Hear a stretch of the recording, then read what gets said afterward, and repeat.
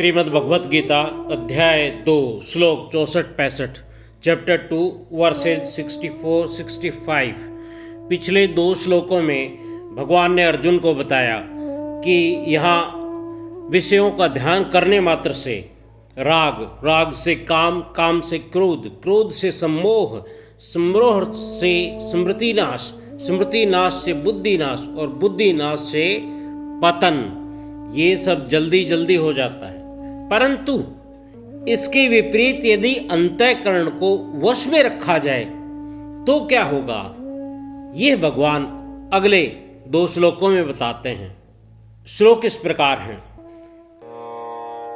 राग द्वेष वियुक्तैस्तु विषयाणीन्द्रियैश्चरन् आत्मवश्यैर्विधेयात्मा प्रसादम् अधिगच्छति।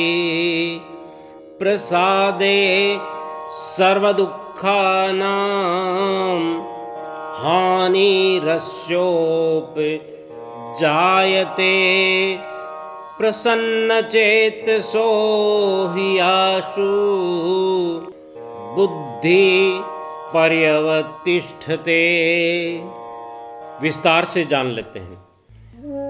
राग द्वेष युक्तै, राग द्वेष से रहित, free from attraction and repulsion, तू परंतु बट विषयान, विषयों का, ऑफ सेंस ऑब्जेक्ट्स, इंद्रियई, इंद्रियों के द्वारा, बाय द सेंसेस, क्या करे इंद्रियों के द्वारा, चरण, सेवन करता हुआ, रोमिंग अमंग,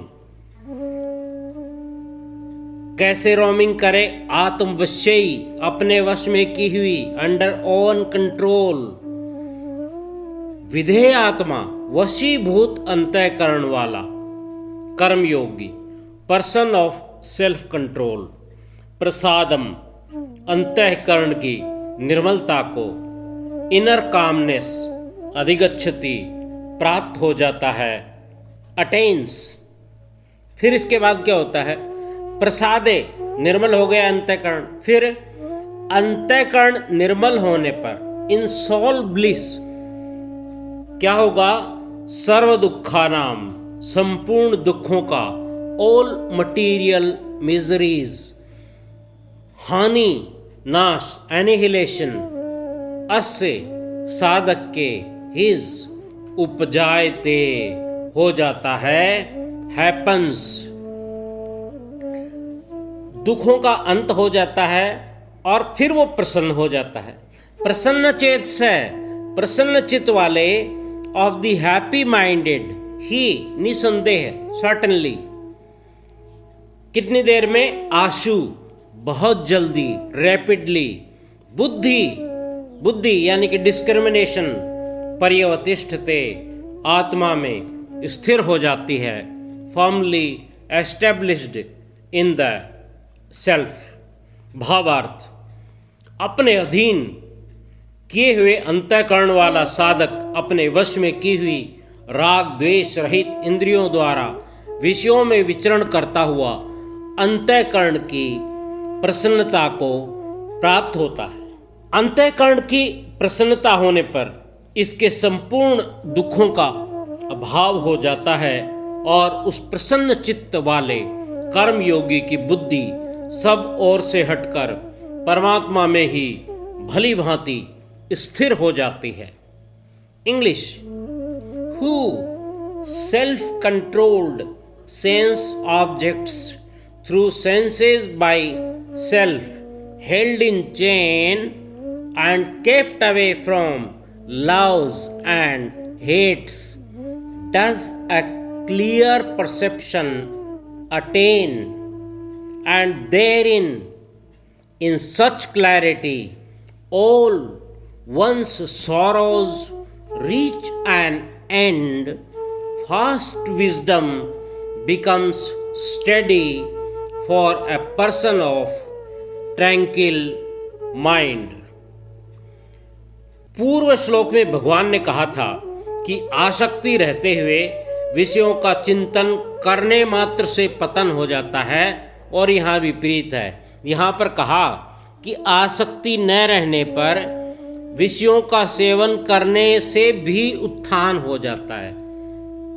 भोग तो भोगें, उनमें आसक्ति नहीं होनी चाहिए, लोभ नहीं होना चाहिए। वहाँ पर बुद्धि का नाश बताया था, और यहाँ बुद्धि का परमात्मा में स्थिर होना बताया। साधक का अंतःकरण अपने वश में रहना चाहिए, इसके बिना कर्मयोग की सिद्धि नहीं होती। प्रत्युत कर्म करते हुए विषयों में राग की ओर पतन होने की संभावना रहती है। व्यवहार करते समय इंद्रियां अपने वशीभूत होनी चाहिए, और इसके लिए इंद्रियों का राग द्वेष यानी कि अट्रैक्शन और रिपल्शन रहित होना जरूरी है। न लाइक्स हो न डिसलाइक्स हो। इंद्रियों से किसी विषय का ग्रहण राग पूर्वक न हो, और किसी विषय का त्याग द्वेष पूर्वक न हो। द्वेष रहित होकर विषयों का सेवन करने से साधक अंतःकरण की प्रसन्नता को प्राप्त हो जाता है। प्रसन्नता प्राप्त होने पर संपूर्ण दुखों का नाश हो जाता है। दुखों का नाश होने से अभिप्राय ये नहीं है कि उसके सामने दुखदायी परिस्थितियां आएंगी नहीं, बल्कि इसका तात्पर्य यह है कि कर्मों के अनुसार उसके सामने सुख दुख की परिस्थिति आ सकती है, परंतु उसके अंतःकरण में दुख, संताप, हलचल आदि विकृति नहीं हो सकती। प्रसन्न चित्त वाले मनुष्य की बुद्धि बहुत जल्दी परमात्मा में स्थिर हो जाती है। साधक के लिए ये उचित है कि संसार की प्रिय से प्रिय वस्तु मिलने पर भी बहुत प्रसन्न न हो, और अप्रिय से अप्रिय परिस्थिति मिलने पर भी उद्विग्न न हो। राग द्वेष से रहित मनुष्य भोगों को रसपूर्वक न भोग कर त्याग पूर्वक भोगता है, इसलिए उसका अंतःकरण निर्मल हो जाता है।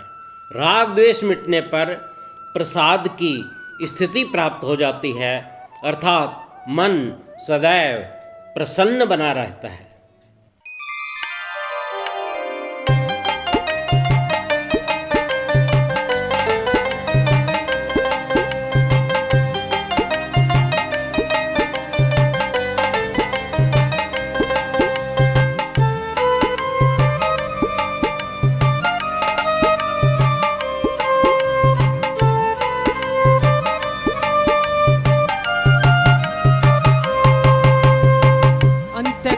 अधीन हो शांत चित आसीन हो, अंतकरण अधीन हो शांत चित आसीन हो। राग द्वेष में मेटे रोग, आसक्ति बिन भोगे भोग।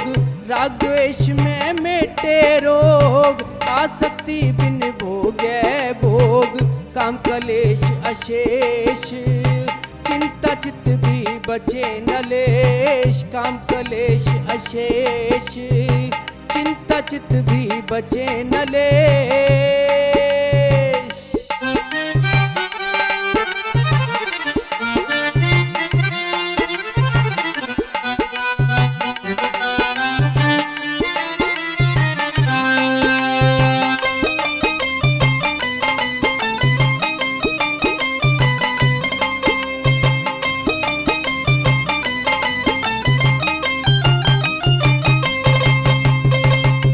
मस्त और शांत चित माँ प्रसाद के हो निमित्त।